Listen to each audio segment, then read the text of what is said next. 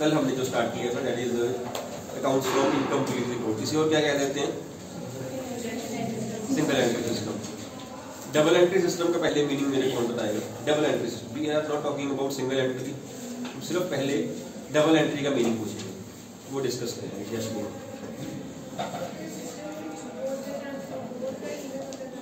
both the aspects, yes, both aspects are recorded. You know every transaction has two aspects, debit and credit, and a system in which both the aspects are recorded, that system is known as double entry system. Single entry system just कमल बताओगे? Double बता था, double बता आपने hand raise किया था। both the aspects namely debit and credit are recorded, है ना। जो dual aspect concept है ना, that says there are two aspects of a transaction. Double entry system is a system in which dual aspect is followed. Concept means both the aspects are recorded. Difference है दोनों में, है ना। Single entry system क्या होता है? पढ़ा मत करो, ऐसे मत पढ़ा करो, घर से पढ़ के आया करो। मैं क्वेश्चन पूछूं, आप पढ़ो, आप आंसर दे दो, आपको व्यायाम हो गया, मेरे को भी हो गया। यस बेटा। In which one aspect is recorded? Either it both the aspects recorded or partially only one aspect. Means in which system is incomplete system we can say, है ना। In which double entry system is not followed, that is single entry system. अगर हम ये कहें कि in which only one aspect is recorded, that statement is wrong. That is wrong. Because किसी transaction के लिए दो एस्पेक्ट रिकॉर्ड हो सकते हैं, दो नहीं, किसी के लिए एक एस्पेक्ट रिकॉर्ड होगा, किसी कोई एस्पेक्ट भी रिकॉर्ड नहीं होगा। हमने कल बात करी थी इस ऐसे सिस्टम में कौन कौन से अकाउंट्स बनते हैं। एक कोई बुक बनती है, कौन सी बुक बनती है? Cash book. एक बनती है कैश बुक और एक दूसरा क्या बनता है? Personal accounts of debtors and creditors. इसके अलावा उसको जरूरत नहीं है स्मॉल बिजनेसमैन को बनाने की, because this type of system of maintaining books of accounts is particularly very suitable for small scale business, very suitable. It is economical also, it is less time consuming also. अपने merits demerits कल करेंगे ना। ठीक, एक ये बनता है कि ये बनता है, दो चीजें बनती हैं in this real account and nominal account। ये accounts नहीं maintain होते, ऐसे ही when we say in few transactions both the aspects are recorded, in few transactions no aspect is recorded, and few transactions only one aspect is recorded. Hand raise करने हैं। Can you give me an example in which both the aspects are recorded? ये देख लो बना क्या रहा है business में, इसको देख। Let us see, मैंने एक लाइन बोल दी, सिंगल एंट्री सिस्टम में किसी ट्रांजैक्शन के दोनों एस्पेक्ट रिकॉर्ड होंगे, किसी का एक एस्पेक्ट रिकॉर्ड होगा, किसी का कोई एस्पेक्ट रिकॉर्ड नहीं होगा। बना वो ये रहा है, इसको वो छोड़ रहा है। Give me any one transaction by raising hand जिसमें दोनों एस्पेक्ट रिकॉर्ड हो रहे हो। 1 2 2.5। सोचना पड़ेगा इसके बारे में, मैंने बताया नहीं हुआ है। आपने अपनी नॉलेज को जो मैंने बोर्ड पे लिख दी इसमें अप्लाई करना है, बस करना पड़ेगा। मैंने बताया नहीं है इसके बारे में, क्लियर करना है, तो देखना है बस कि whether you can analyze that or not। 1 2 3 है, एक ने हाथ खड़ा किया था, कनव ने किया था, दो हाथ खड़े कर दिए थे। ज़्यादा काली आंसर देने की बताओ फिर आप ही। Cash received from, good answer. Cash received from debtors, उसकी एंट्री क्या होगी?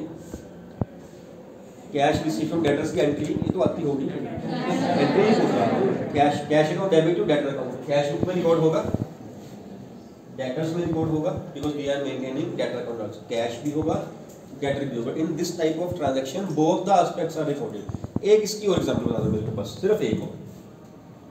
अब तो कहते हैं काम ही सिंपल कर दिया, अब तो और भी हो सकते हैं। यस, हैंड और हो सकते हैं, स्टिल और हो सकते हैं, मैं कह रहा हूँ। अब तो 80% आंसर आ चुका है, यहां से देख के ही आपने कुछ करना है बस। ज्यादा ऑप्शन होगी मेरे पास। यस बेटा। Sir cash given to creditors, cash paid to creditors, बिल्कुल ठीक है, यही आंसर था आपका। इससे और कुछ था तो नहीं, और cash paid to creditors, because ये कैश में भी लिखा जाएगा और क्रेडिट में भी लिखा जाएगा। अब मेरे को आपने एक ऐसी ट्रांजेक्शन बतानी जिसका सिर्फ एक एस्पेक्ट रिकॉर्ड हो, तो बहुत है, बहुत है। वो एक ट्रांजैक्शन जिसका सिर्फ एक एस्पेक्ट रिकॉर्ड होना चाहिए। कनव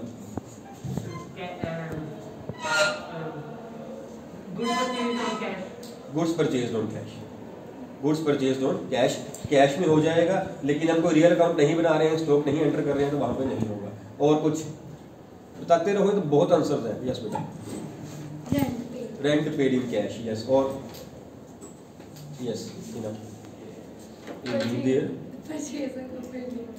purchase the on cash, yes, land purchase on cash, any asset purchase on cash, yes. अपने हाँ, परचेज फ्रॉम ऑन क्रेडिट, ये किस पे रिकॉर्ड होगा? Purchase from mister X, okay, credit record में आ जाएगा, गुड, ठीक है, यस यस बेटा। कमीशन पेड, एक्चुअली कोई एक्सपेंस ले लो आप, salary paid, rent paid, commission paid, interest paid, ये पेड, वो जहाँ पे कैश जा रहा है, because we are not maintaining nominal accounts, यहाँ पे नहीं आएगा, कैश में वो आ जाएगा। कोई इनकम ले लीजिए आप, सब उस तरह चल पड़े ना, रेंट को, सैलरीज को, सुनो बेटा, उस साइड चल पड़े ना आप इनकम साइड आओ, आप rent received, commission received, interest received, उस साइड आ जाओ। बात फॉलो कर रहे हो मेरी? चल रहा है ना पता? अब मेरे को आपने एक एस्पेक्ट, एक ट्रांजैक्शन ऐसी बतानी है in which no aspect is recorded. करना पड़ेगा आपको, सोचना पड़ेगा, इसमें कोई शक नहीं, लेकिन अब काम हमारा इजी हो चुका है, बिकॉज आपको चल गया पता, पूछ कर रहा हूँ एक्चुअली। यस बेटा, नहीं डेप्रिसिएशन मशीनरी, ये मैंने शायद कल बताया था, मुझे लगता है कि नहीं हुई थी बात। डेप्रिसिएशन ऑन मशीनरी, कोई ना हम डेप्रिसिएशन अकाउंट बना रहे हैं, that is a kind of nominal account, ना हम मशीनरी अकाउंट खोल रहे हैं, that is a kind of real account. ठीक है, ऐसी ट्रांजैक्शन में हम कोई एस्पेक्ट रिकॉर्ड नहीं करें। It means there are few transaction in which both the aspects are recorded, there are few in which no aspect is recorded, and there are few also जिसमें एक एस्पेक्ट रिकॉर्ड हो रहा है। That is why this system of maintaining books of accounts is known as incomplete system, unscientific system. Why unscientific? Because इससे कोई conclusion draw नहीं हो रहा हमारा। ट्रायल बैलेंस क्या बन रहा है? बन ही नहीं रहा। कुछ रिकॉर्ड कर रहे हैं, कुछ रिकॉर्ड नहीं कर रहे, ऊपर से अगर कर रहे हैं तो किसी का एक कर रहे हैं, किसी के दोनों किए जा रहे हैं, नहीं तो कर ही नहीं रहे। सो सिस्टमैटिक सा नहीं है, साइंटिफिक सा नहीं है, ऑथेंटिकेटेड सिस्टम नहीं है, more over it is not being approved by the income tax authorities also. इसलिए बस इसका ये है, स्मॉल बिजनेसमैन जो है ना, वो इससे जो बुक्स ऑफ अकाउंट्स है वो तैयार कर लेता है, उसको टाइम कंज्यूमिंग कम होती है, उसके लिए इकोनॉमिकल मेथड रहता है, और मेथड सिंपल है and may vary from businessman to businessman, अपने हिसाब से हम कैसे कर रहे हैं बाद में। बट स्टिल अगर उसको इनकम टैक्स अथॉरिटीज के हिसाब से चलना पड़े तो at the end of the year ही has to convert this method into double entry system and then file profit और लॉसेस। ठीक है, इसके बाद हमने कहा था, डिस्कस किया था, how to calculate profits and losses in this method system. There are two methods, one is statement of affairs method and second is conversion method. Conversion method हमारा इस साल के सिलेबस में नहीं है। स्टेटमेंट ऑफ अफेयर मेथड हमने जो था वो स्टार्ट किया था, जिसमें एक स्टेटमेंट बनती है, that statement is known as statement of profit. Statement of profit और लॉस इज प्रिपेयर्ड। ये तो हमने दोनों सेक्शन में कल कर लिया था, पर्टिकुलर्स एंड अमाउंट, यही थे कॉलम्स। फाइन, शुरू कहाँ से होता है ये? क्लोजिंग कैपिटल से। Closing capital, then plus drawings, then minus bracket. ये माइनस वाला मैंने कल भी कहा था, मैं ब्रैकेट में ले रहा हूँ, आपको आइडेंटिफाई करना इजी रहेगा, ये माइनस करना है। तो यहाँ देखेंगे कहीं गलत मिलत हो गया तो मुश्किल हो जानी है। और सेकेंडली जो ये चीज़ है ना, ये आपने जो कंप्लीट रिकॉर्ड्स की, पिछला चैप्टर किया फाइनल अकाउंट्स बैलेंस शीट, वहाँ पे हम क्या कर रहे थे? वहाँ पे हम ड्राइंग्स को माइनस कर रहे थे, फ्रेश कैपिटल अगर आई तो कहीं उसको हम प्लस, उल्टा चल रहा है, या कहीं यहाँ उल्टा है। ऐसा क्यों है? क्योंकि वहाँ हम ओपनिंग कैपिटल में प्लस कर रहे थे, क्लोजिंग हम निकाल रहे थे, यहाँ हम क्लोजिंग में कर रहे हैं। हम कर रहे थे ना opening capital plus profit minus drawings या प्लस इंटरेस्ट ऑन कैपिटल। यहाँ हम जो वहाँ प्लस कर रहे थे वो यहाँ माइनस होगा, जो वहाँ माइनस कर रहे थे वहाँ प्लस होगा यहाँ। ठीक है, रीजन बीइंग यहाँ हम क्लोजिंग कैपिटल में फर्क कर रहे हैं। देन ये आपकी क्या आ जाएगी? एडजस्टेड कैपिटल, और इसमें से क्या करेंगे, जब ओपनिंग कैपिटल हम माइनस कर लेंगे तो क्या आ जाएगा हमारा प्रॉफिट या फिर लॉस। और लॉस कब आएगा, जब नेगेटिव आंसर आपका आ रहा हो, means when adjusted capital is less than the opening capital. समझ आ रही है बात? ठीक, यहाँ तक हम दोनों क्लासेस में कर लिया। एक सेक्शन में थोड़ा सा पॉइंट एक आगे हो गया था, मैं उसको प्रॉपर्ली करवा रहा हूँ। हर सम में क्लोजिंग कैपिटल जो है वो आपको दी होगी, चाहिए होगी, ओपनिंग भी चाहिए होगी। इसके बिना हमारा स्टेटमेंट ऑफ प्रॉफिट लॉस नहीं बन सकता। जो ये दो चीज़ें हैं ना, ड्राइंग्स और फ्रेश कैपिटल, अगर ये आपको सम में दी हुई है फिर ठीक है, अगर नहीं दी हुई है तो कैलकुलेट करने की ज़रूरत नहीं, कहीं से फाइंड नहीं कर सकते, है ना। ड्राइंग्स के बारे में बताया गया होगा, फ्रेश कैपिटल के बारे में सम में बताया गया होगा, ये नहीं आपने कैलकुलेट करनी, बताई गई हैं लिख दो, नहीं बताई हैं छोड़ दो। लेकिन कैपिटल्स दोनों, ओपनिंग भी और क्लोजिंग भी, ये आपको चाहिए होंगी हर केस में। अगर तो ये सम में दी हुई है देन स्टेट में prepare statement of profit loss and find the answer. अगर ये नहीं दी हुई है then first find the capitals, then you have to prepare statement of profit loss. पहले कैपिटल्स फाइंड करनी पड़ेगी। कैपिटल फाइंड करने के लिए हमने कल भी डिस्कस किया था, एक फार्मूला होता है assets is equal to liabilities plus capital. कहाँ किया था? अकाउंटिंग क्वेश्चन में, assets is equal to liabilities plus capital. हम वहां से कैपिटल फाइंड कर सकते हैं। अदरवाइज हम एक बैलेंस शीट बना सकते हैं। हम बैलेंस शीट में एसेट्स जैसे लिखते हैं और लायबिलिटीज ये लिखेंगे। बेटा ध्यान यहाँ चाहिए थी ना आपका, अगर आपका ध्यान कहीं और है तो आप बाहर जा सकते हो, कोई प्रॉब्लम नहीं। बहुत बच्चे हैं मेरे पास आज इन स्टॉक टाइम में हम एसेट्स यहाँ लिखें, लायबिलिटीज यहाँ लिखें, डिफरेंस आपका जो है वो कैपिटल आ जाएगा। This will be your balancing figure. आ जाएगा ऐसे, आ सकता है ऐसे, because assets are equal to liabilities plus capital. Liabilities भी यही होती हैं, capital itself is a liability, तो भी यहाँ पे हो जाएगी। इसको हम इस वे से ही करेंगे, बट इसको हम बैलेंस शीट नहीं लिखते हैं इस चैप्टर में, इसको हम लिखते हैं statement of affairs. Statement of, इसीलिए इसका नाम स्टेटमेंट ऑफ अफेयर्स मेथड है, because we prepare first of all statement of affairs in this case. If suppose capital is not given in that case only, and then we find the capital, we definitely write it as balancing figure.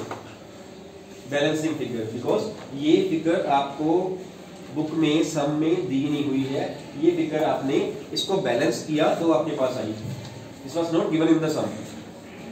मेरी बात समझ आ रही? ठीक है। अगर हमारे पास closing capital नहीं है तो क्लोजिंग निकाल लेंगे ऐसे, अगर हमारे पास ओपनिंग कैपिटल नहीं है तो हम ओपनिंग ऐसे निकाल लेंगे। मेथड सेम ही है, बस डिफरेंस ये रहेगा, अगर हमने क्लोजिंग कैपिटल निकालनी होगी तो यहाँ पे एसेट्स और लायबिलिटीज क्लोजिंग वाली दी जाएंगी, अगर ओपनिंग निकालनी होगी तो ओपनिंग वैल्यूज दी जाएंगी, because assets is equal to liabilities plus capital. अब जब भी ये वाला सम आए, आपने सबसे पहले ये देखना है कि हमारे पास दोनों कैपिटल्स हैं कि नहीं। अगर नहीं है तो पहले ये फाइंड करनी है, उसके बाद बननी है स्टेटमेंट ऑफ प्रॉफिट लॉस। ठीक है। और अगर कैपिटल है तो कौन सी है, या नहीं है तो कौन सी नहीं है, क्या दोनों है या दोनों ही नहीं है, दोनों फाइंड करनी पड़ेगी, ये भी हो सकता है। क्लियर है ये बात? चलिए आगे। सम नंबर है आपका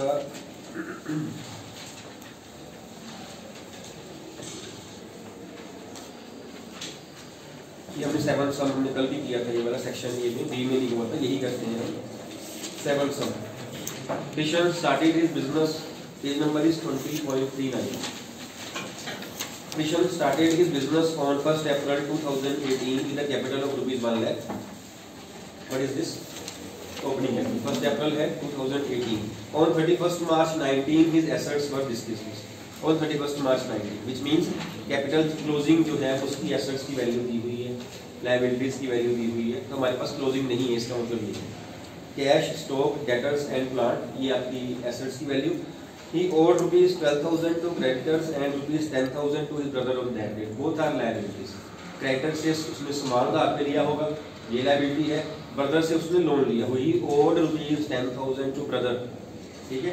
ब्रदर जो है, हमने कल भी यही बात कर रहे थे, ब्रदर उसका अपना ब्रदर है, बिजनेस का ब्रदर नहीं है। बिजनेस के लिए वो आउटसाइडर पार्टी है, and any amount owed to outsider party is a liability.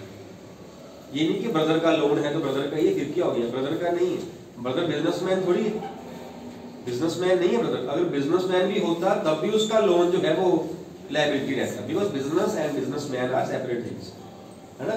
तो चाहे किसी फैमिली मेंबर से लिया हुआ उसने लोन, ब्रदर से लिया है, सिस्टर से लिया है, मदर फादर, बेटे से लिया है, बेटी से लिया है, स्पाउस से, किसी से भी लिया हुआ हो, इट इज सेम एज से बैंक लोन और एनी अदर लोन, क्योंकि सारे बिजनेसमैन के लिए आउटसाइड लोन है, will appear as a liability in the balance sheet. Then he says he withdrew rupees 2000 per month.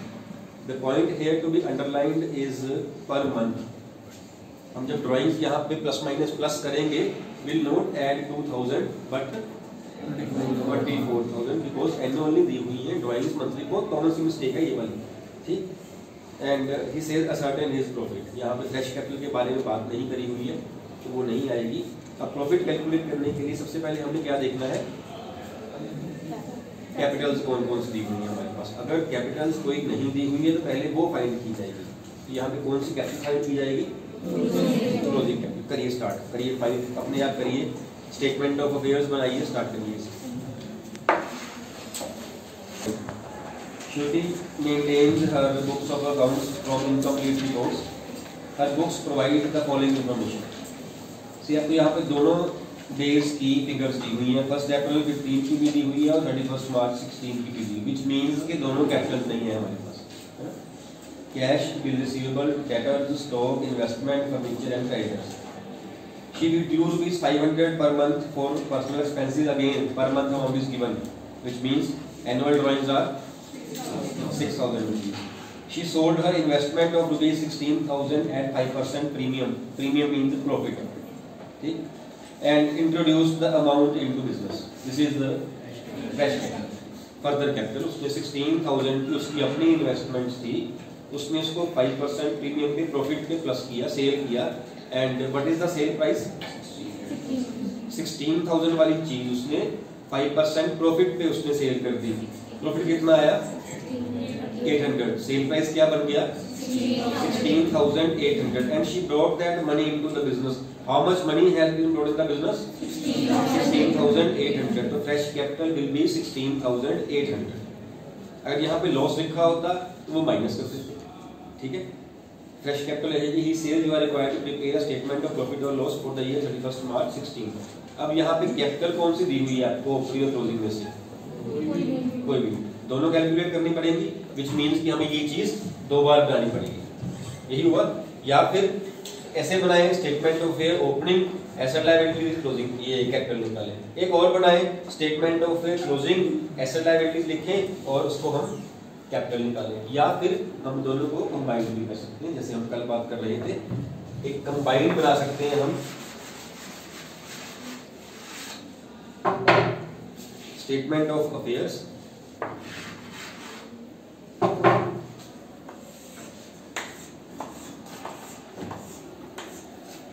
इसमें हम दोनों इकट्ठी कर लेंगे। दिस इज लायबिलिटी साइड, यहाँ पे डेट्स आ जाएंगी, 1 अप्रैल 15, ये अमाउंट कॉलम के लिए है, 31 मार्च 16 यहाँ assets, and again 1 April 15 and 31 March 16।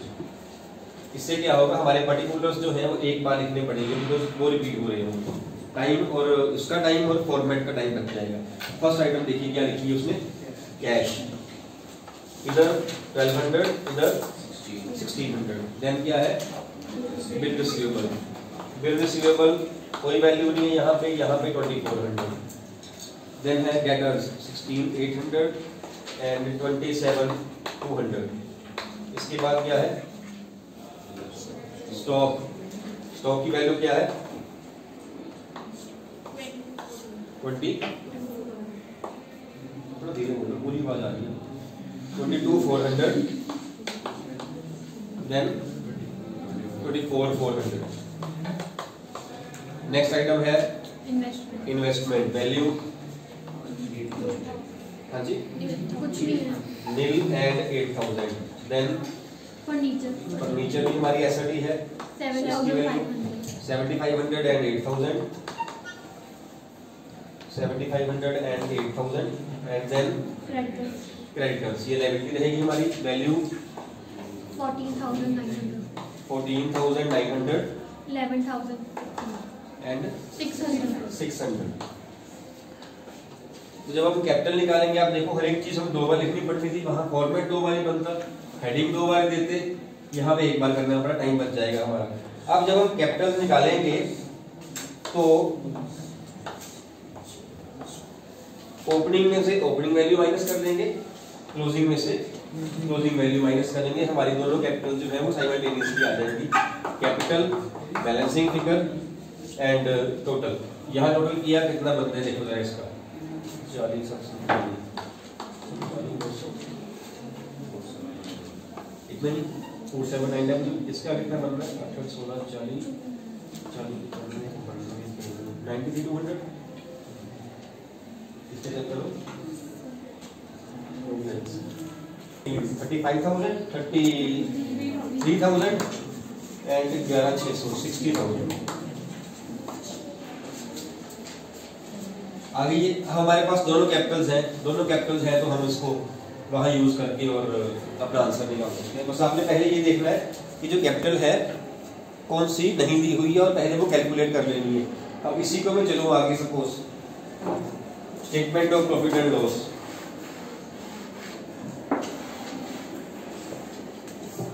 of profit loss for the year 31st March 16.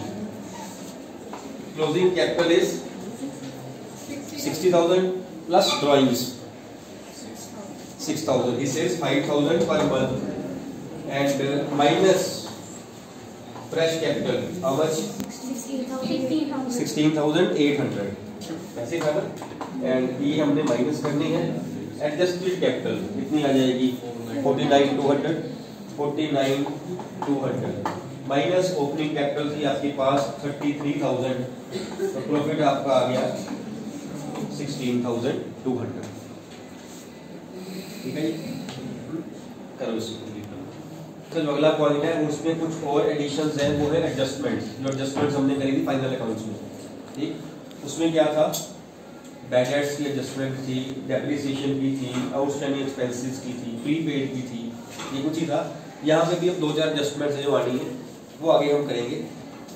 इसमें आप देखिए सम नंबर है आपका 16th सम। देखिए क्या लिखा है, from the following information relating to the business of अवे who keeps books on single entry system ascertain the profit or loss for the year 1890। Again आपको वैल्यूज जो है वो दोनों दी हुई हैं, 1 अप्रैल 18 की भी दी हुई है और 31 मार्च 19 की भी दी हुई है, which means that both the capitals are to be calculated. कोई कैपिटल नहीं दी हुई है आपको। Machinery, furniture, stock, debtors, bank balance and creditor. Bank balance क्या रहेगा, एसेट या लायबिलिटी? Asset otherwise. लेकिन आप देखिए अगर ओपनिंग अमाउंट के ब्रैकेट में लिखा है क्रेडिट और क्लोजिंग अमाउंट के ब्रैकेट में लिखा है डेबिट, जो डेबिट है वो हमारी एसेट है, क्रेडिट लिखा हो दैट इज बैंक ओवरड्राफ्ट, वो बैंक ओवरड्राफ्ट बन जाएगा, वो लायबिलिटी बन जाएगी। When it is mentioned against the bank it is credit balance तो वो लायबिलिटीज में आना चाहिए। अगर डेबिट लिखा है तो एसेट में आना चाहिए। अगर सिंपल लिखा है बैंक या बैंक बैलेंस तो वो एसेट रहेगी। जब मेंशन किया हो कुछ और है तो वो कुछ और है, ठीक। देन है creditors. Away with due rupees 4,100 during the year to meet his household expenses. Household expenses means again drawings. He introduced rupees 300 as fresh capital on 15th and 19th. Machinery and furniture are to be depreciated at the rate 10% and 5% per annum respectively. ये यहाँ पे additional point है। इसके ऊपर वाले सारे points आपने पहले किए हुए हैं, सिर्फ आपने डेप्रिसिएशन लगानी है मशीनरी की, ठीक है। सम स्टार्ट करिए। First of all prepare both statement of affairs, calculate opening and closing both capitals, then calculate profit। यहाँ तक आपका सम सेम रहेगा। अब जब आपका सम होगा ना एडजस्टमेंट के साथ, डेप्रिसिएशन हो, बैड डेट्स हो, डाउटफुल डेट्स की प्रोविजन हो, आउटस्टैंडिंग एक्सपेंसेस वगैरह हो, फिर हमारे प्रॉफिट्स 2 हो जाएंगे। जो यहाँ तक आप निकालोगे ना, अदरवाइज हम कहते हैं profit earn during the year. अब इसको हम बोलेंगे प्रॉफिट बिफोर एडजस्टमेंट्स।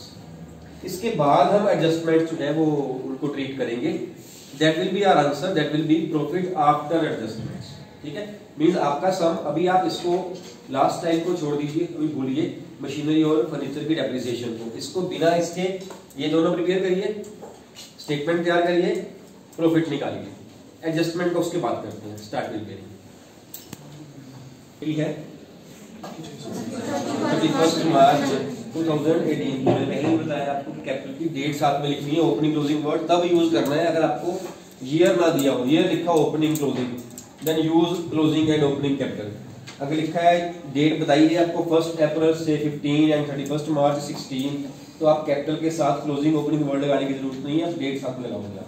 ठीक है, तो यहाँ कैपिटल कौन सी आएगी, capital as at March 19, amount आपने कैलकुलेट करी 17,800, यही है, प्लस ड्राइंग्स दी हुई है, ड्राइंग्स आपको कितनी है 4,500, ऐसे ही था, और फ्रेश कैपिटल भी है, कितनी है वो 300, फ्रेश कैपिटल इज रुपीज